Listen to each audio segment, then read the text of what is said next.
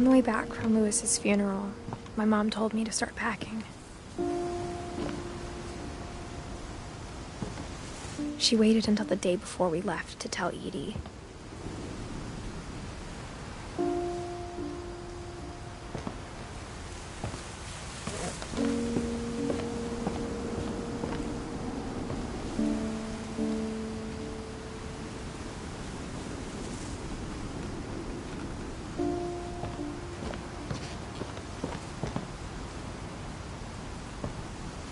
I'm not sure if she wanted to make it easier or harder.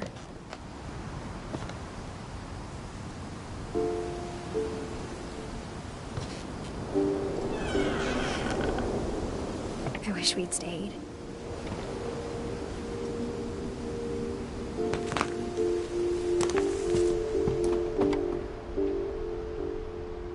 But I understand why we left.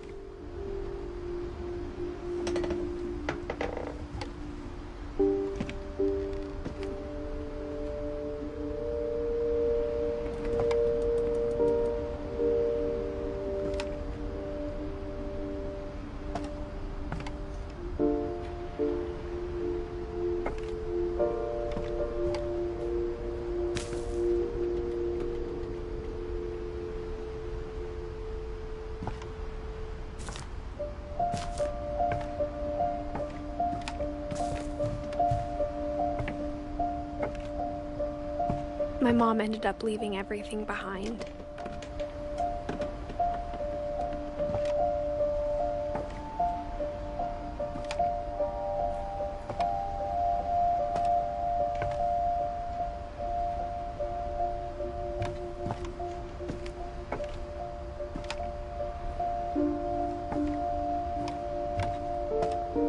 What happened that night had been coming for a long time.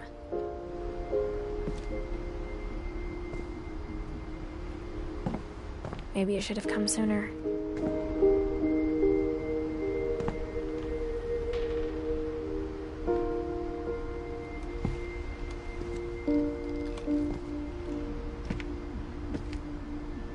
But it had to end one way or another. All that's left now is to tell you about that last night.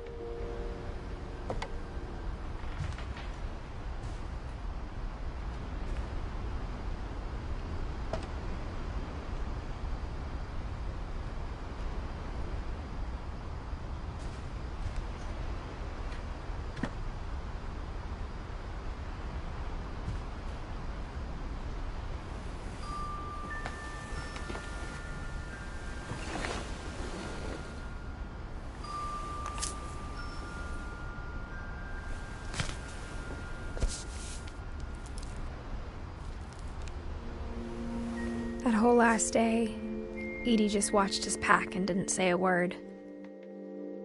Until supper, when she raised her glass and said, "To our final night together, and all our final nights apart." Grandma, you know what I said about alcohol. Some of your medications are very Edith, specific. I left a present for you in the hallway. Why don't you go open it? The grown-ups have to argue now. I'm sorry, you're right. We're all leaving tomorrow. Let's just enjoy our last... I'm not leaving. Edith, you're excused.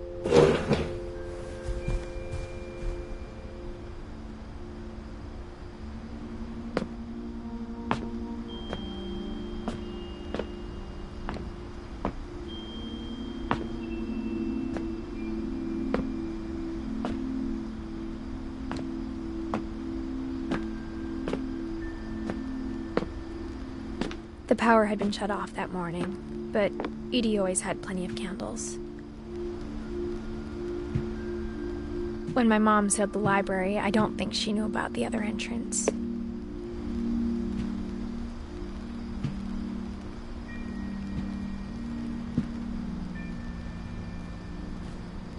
Or that Edie had a key to it.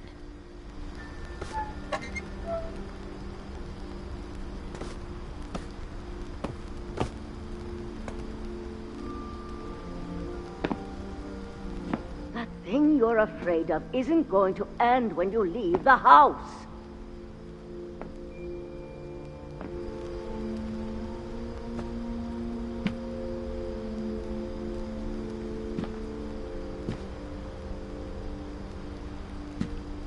Edith has a right to know these stories. My children are dead because of your stories. I think it's best if Edith and I leave tonight.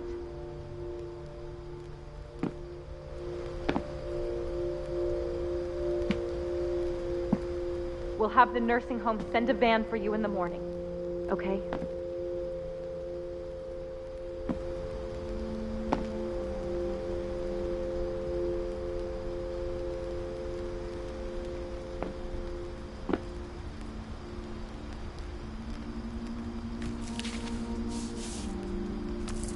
Dear Edith, there's so many stories I wish I could tell you, but there's only time for one. This is about what happened on the night you were born.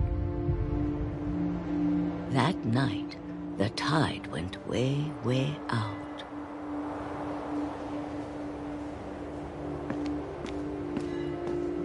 It was the first and last time I ever saw the old house aground.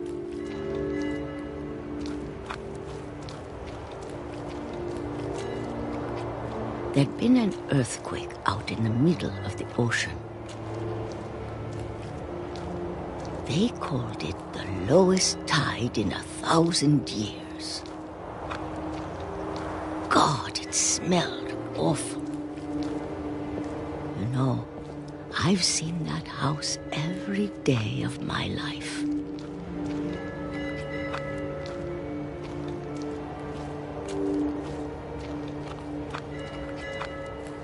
I never thought I'd go back to it.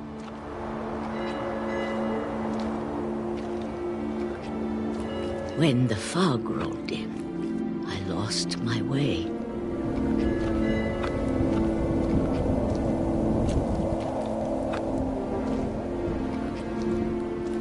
I got turned around.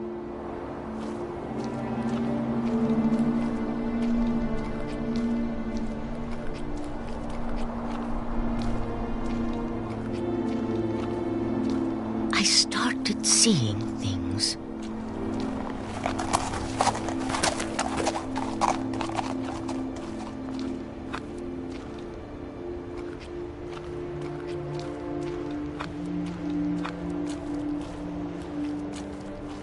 Things I'd forgotten had ever existed.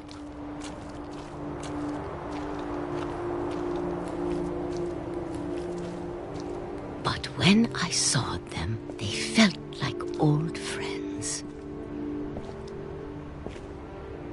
That night, a lot of things came back to me.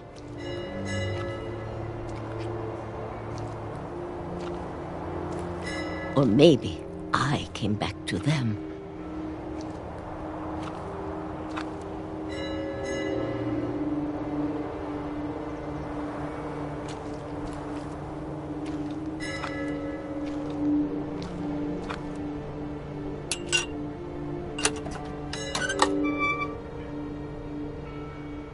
Things I can't explain, but that I need you to try and... Edith, what are you doing in here?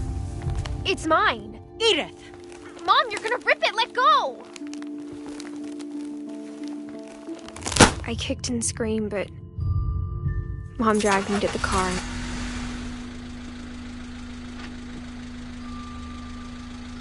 I never saw Great-Grandma Edie again.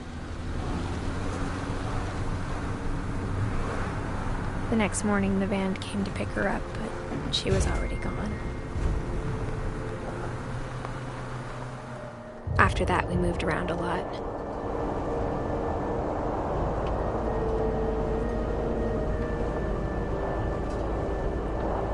We both tried to make the best of it.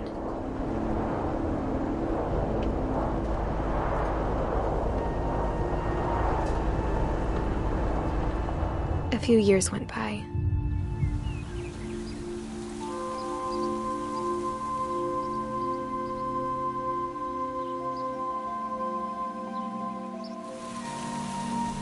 My mom didn't like to talk about it, but she started getting sick a lot. The rest happened pretty quickly.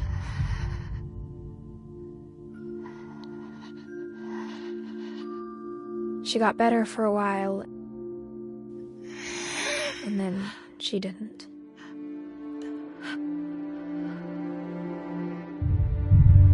And then I was alone.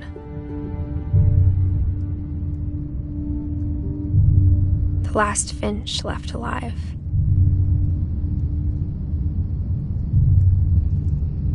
Until I found out about you.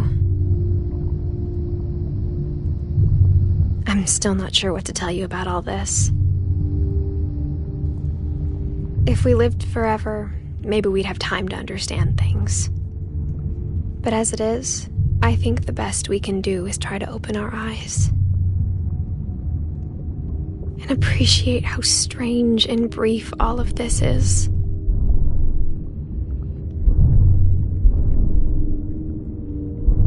This journal was supposed to be for you.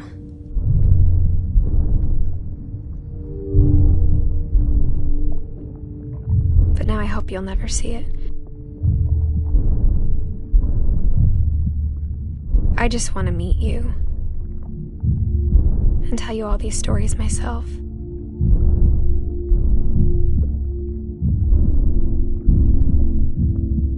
But I guess if you're reading this now, things didn't work out that way.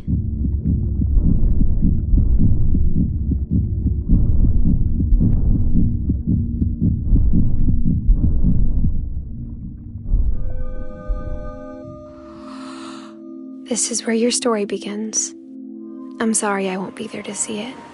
It's a lot to ask, but I don't want you to be sad that I'm gone. I want you to be amazed that any of us ever had a chance to be here at all. Good luck.